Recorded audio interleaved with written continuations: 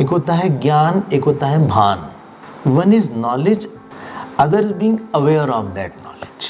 I know but I forget, that means I was not aware of that knowledge. हमारे पास ज्ञान है लेकिन भान चला जाता है। इसीलिए शास्त्र में दो तरह की जीवन मुक्ति बताई गई। एक जीवन मुक्ति है जिसको बोलते हैं मुख्य जीवन मुक्ति, और एक जीवन मुक्ति का लक्षण है जिसको बोलते हैं गौण जीवन मुक्ति। One is primary, other is secondary. हम बोलते हैं हम सत्स्वरूप हैं, हमारे में देश काल नहीं है, हम दृष्टा मात्र हैं। ये जीवन मुक्ति का मुख्य लक्षण है।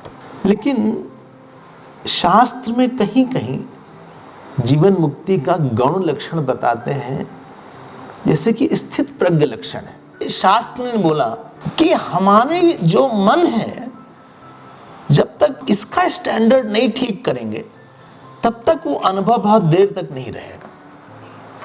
स्थित प्रज्ञ लक्षण आत्मा का लक्षण नहीं है। स्थित प्रज्ञ लक्षण उस मन का लक्षण है जो कि आत्मा के ज्ञान को पूरी तरह रिफ्लेक्ट करता है। ज्ञान होना पक्की बात है, ज्ञान एक है, वो बदलता नहीं है, वो सबके लिए है। लेकिन सबके पास मन अलग अलग है और इसकी क्वालिटी अलग अलग है। जो स्टैंडर्ड ऑफ लाइफ है वो स्टैंडर्ड ऑफ माइंड पे डिपेंडेंट है। किसी विषय में हमारा अनुभव क्या है वो आपका स्टैंडर्ड ऑफ लाइफ। वेदांत का अप्रोच ये है कि आप अपना स्टैंडर्ड ऑफ लाइफ बढ़ाते चलें, मतलब मन की रिफ्लेक्टिविटी आत्मा को लेके बढ़ाते चलें। The power of reflecting the nature of self should increase.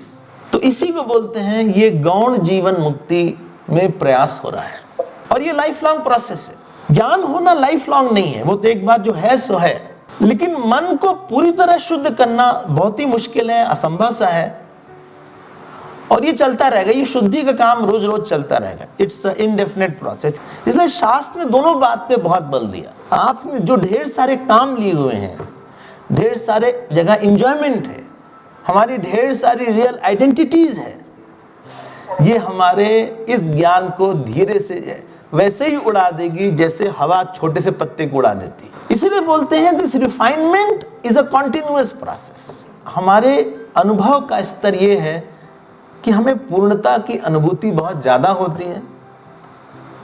इनके अनुभव में और शास्त्र के अनुभव में गैप कम है।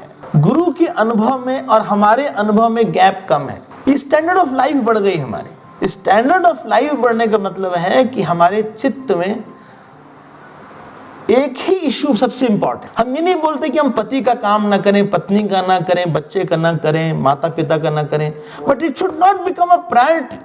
Any identity should not become a priority. All identity should be for one. हमें इस बात का विस्मरण नहीं हो रहा है कि वास्तव में हम ईश्वर के हैं या वास्तव में हम पूर्ण हैं। हमारी सच में कोई इच्छा नहीं है और सच में हमारा कोई है नहीं। पूर्ण अहम के बैकग्राउंड में हम सारा काम कर रहे हैं। जो श्रवण और मनन है वो मुख्य जीवन मुक्ति को पुष्ट करता है, लेकिन जो ध्यान है वो इस गौण जीवन मुक्ति को पुष्ट करता है।